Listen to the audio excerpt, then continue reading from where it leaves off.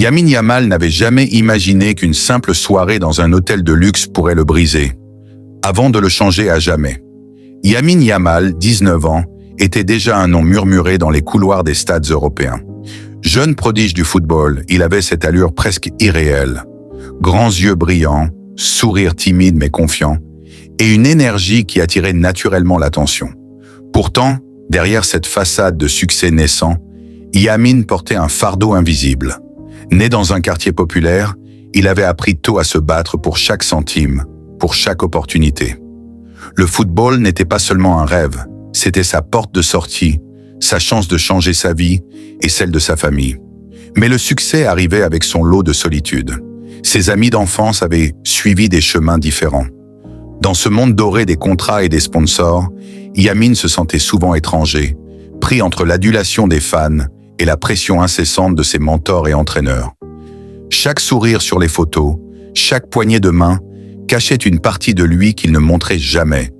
L'incertitude, la peur de décevoir et ce besoin viscéral d'être reconnu pour ce qu'il était vraiment, pas seulement pour son talent. Ce soir-là, il était venu seul à un hôtel 5 étoiles, loin des caméras et des regards envieux. Une soirée de repos mérité, une pause dans son rythme effréné de matchs et d'entraînement. Il voulait juste profiter d'un moment tranquille, respirer sans avoir à sourire à tout prix, à répondre aux questions, à paraître fort. L'hôtel était majestueux. Chaque mot d'Élise semblait le réduire à un simple numéro, un invité indésirable, et non le jeune prodige admiré par des milliers de fans.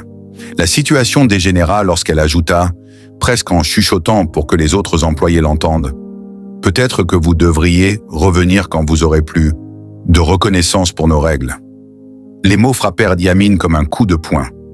Humiliation, colère et une tristesse sourde se mêlèrent dans un mélange brûlant. Il sentait la honte le ronger, cette impression d'être jugé, rejeté, alors qu'il n'avait rien fait de mal. Pour la première fois depuis longtemps, il baissa les yeux et un frisson d'injustice le traversa. Dans le hall luxueux, entouré de dorures et de miroirs, Lamine Yamal, le jeune prodige du football, se sentit étranger, minuscule, presque invisible. Et dans ce moment, Élise ne savait pas encore que sa petite humiliation allait déclencher une chaîne d'événements qui l'amènerait, elle aussi, à un regret profond. Un regret qui changerait sa perception de la vie et des gens pour toujours. Après l'humiliation subie dans le hall de l'hôtel, Lamine Yamal quitta le comptoir, le cœur lourd et la tête emplie de pensées contradictoires. Chaque pas résonnait sur le sol